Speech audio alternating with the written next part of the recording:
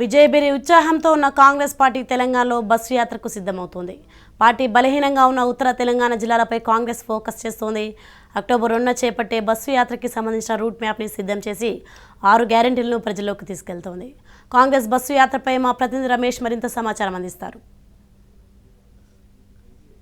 Congress party సమాయత్తం అవుతుంది. ఇప్పటికే తుక్కుగూడ విజయబేరి భారీ బహిరంగ సభ విజయవంతమైన నేపథ్యంలో కాంగ్రెస్ శ్రేణుల్లో మరింత ఉత్సాహం కనిపిస్తుంది. కాంగ్రెస్ పార్టీకి సంబంధించి బస్సు యాత్రను రాష్ట్ర వ్యాప్తంగా చేపట్టాలని కాంగ్రెస్ పార్టీ ఇప్పటికే భావిస్తుంది. కాంగ్రెస్ పార్టీ వ్యూహకర్త సునీల్ కనుగోలు ఆధ్వర్యంలో ఈ బస్సు యాత్రకు కూడా ఇప్పటికే ప్లాన్ చేసినట్టుగా కూడా తెలుస్తుంది. ముఖ్యంగా ఉత్తర తెలంగాణ జిల్లాల్లో ఎక్కడైతే పార్టీ బలహీనంగా ఉందో అక్కడే ఈ బస్సు యాత్రను ప్రారంభించాలి. అదేవిధంగా రాష్ట్ర వ్యాప్తంగా కూడా ఈ బస్సు యాత్రను కొనసాగించేందుకు కూడా సునీల్ కనుగోలు ఇప్పటికే రూట్ మ్యాప్ను కూడా సిద్ధం చేసినట్టుగా తెలుస్తుంది. ముఖ్యంగా అక్టోబర్ 2న గాంధీ జయంతి సందర్భంగా బస్సు యాత్రను ఆదిలాబాద్ జిల్లా బాసరలో ప్రారంభించాలని కూడా తెలుస్తుంది. ప్రారంభించేందుకు కూడా ఇప్పటికే కాంగ్రెస్ పార్టీ రూట్ మ్యాప్లో భాగంగా సిద్ధమైనట్టుగా తెలుస్తుంది. ఆదిలాబాద్తో పాటు నిజామాబాద్, కరీంనగర్, నల్గొండ, హైదరాబాద్ జిల్లాల మీదుగా నల్గొండ జిల్లా అదేవిధంగా హైదరాబాద్ జిల్లాతో పాటు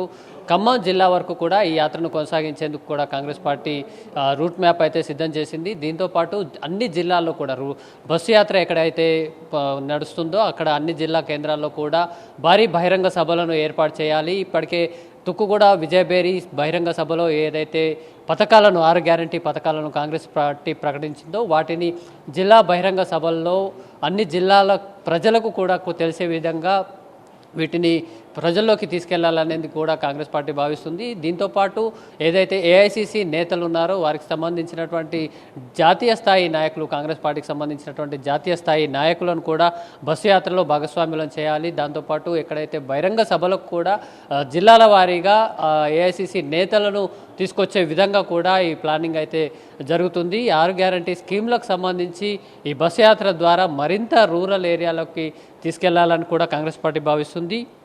ఇప్పటికే పార్టీలో ఉన్నటువంటి అంతర్గత కుమ్ములాటలు ఏవైతే ఉన్నాయో, అంతర్గత సమస్యలు, పార్టీ నేతల మధ్య విభేదాలు ఉన్న నేపథ్యంలో వీటిని కూడా అధిష్టానం దృష్టికి తీసుకెళ్లి మరొకసారి వీటిని పరిష్కరించి బస్సు యాత్రకు ఎలాంటి ఆటంకాలు కలగకుండా చూడాలనేది కూడా ఈ వ్యూహంలో భాగంగా కూడా కనిపిస్తుంది. పార్టీకి సంబంధించినటువంటి 8 ముఖ్య కమిటీల నివేదికలను కూడా ఎలక్షన్లకు సంబంధించి ఈ బస్సు యాత్ర ముగించే లోపలనే పీసీసీకి అందించడంతో పాటు పీసీసీ తర్వాత ఏఐసీసీ కూడా హ్యాండ్ ఓవర్ చేయబోతున్నారు. ఈ 8 కమిటీల నివేదికల ఆధారంగా బస్ యాత్రలో పథకాలను ప్రచారం చేయడంతో పాటు ఎన్నికలకు వెళ్లేందుకు కూడా కాంగ్రెస్ పార్టీ సమాయత్తమవుతుంది. వీడియో జర్నలిస్ట్ హరీష్తో రమేష్, హైదరాబాద్.